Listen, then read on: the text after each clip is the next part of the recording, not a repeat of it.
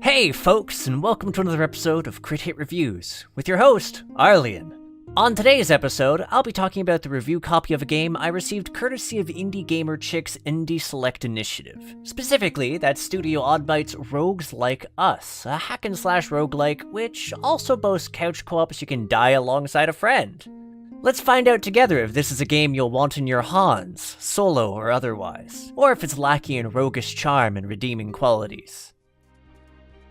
The introductory story is fairly to the point. You take the role of a nameless adventurer that we're going to dub Tabby, short for Tabula Rasa, who hears of trouble brewing and, more importantly, of an associated reward. On the promise of sweet loots, you head to the town of Recluse, only to find that said aforementioned calamity has taken the guise of a nigh endless supply of murderous automatons slowly pouring out into the countryside.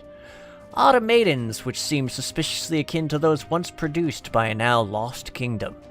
Anyways, with the cliff notes out of the way, whilst I did appreciate the backstory provided by the intro, I did find it a bit slow in the way that it actually shows it. That said, I appreciate that once I was in the game, there was a nice little town that I could wander around and talk to the NPCs for flavor and smidgens of backstory. It wasn't anything overly in-depth, but it was there. I may also be a bit of a sucker for reading up on weapons, armor, / monster lore as it crops up. Honestly, what was most noticeable to me was that very rarely I came across the mysterious journals of another individual, who seemed overall tied to the calamity, but these smidges of story were so infrequent that I'd be in the game and only encountered 2 of them, and one was after clearing it. But here I am, talking about the endgame, and you haven't even gotten to the basics.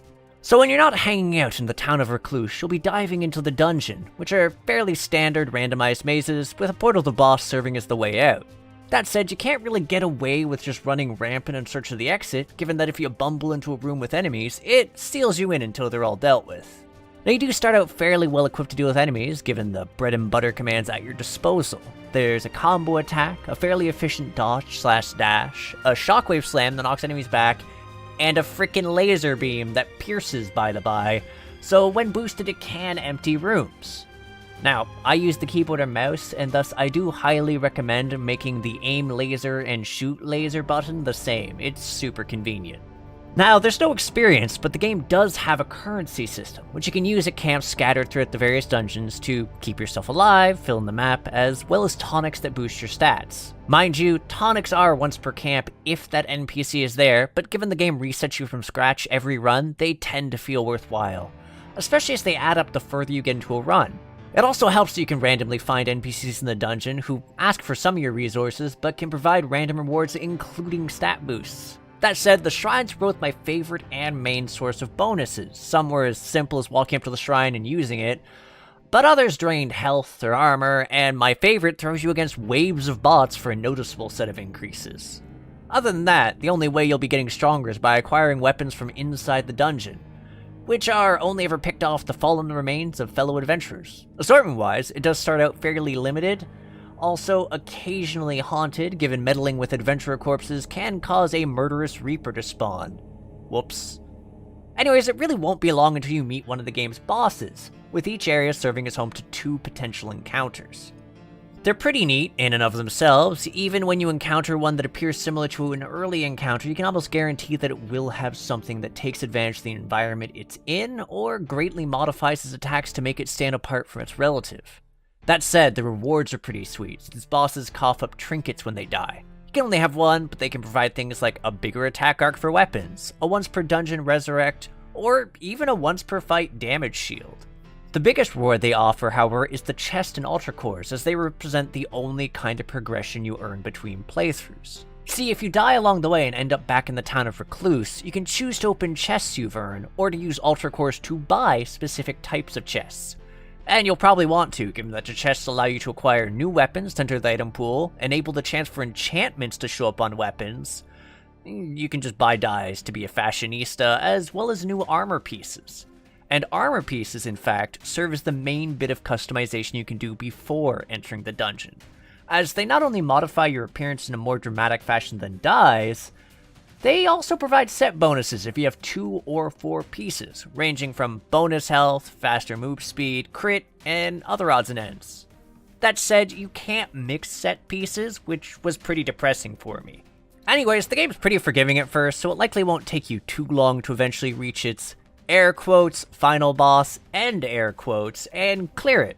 But that's far from the end.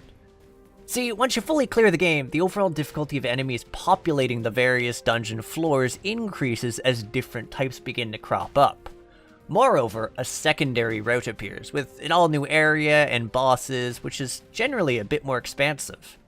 Now, if you manage to clear this area, it then amps up the difficulty of the game again, before proceeding to unlock a third set of areas you can access and a fairly lengthy exodus for you to undergo. It's only if you manage to clear the third route that you gain access to the game's true final boss, who is a distinct challenge compared to the rest. Now, I did play a fair amount of this game in the co-op, which is couch co-op, but I cheated that with Parsec. And overall, I like the fact that because enemies would lock onto a player, you could actually pull off some fairly tactical plans, like luring turret shots away from a friend.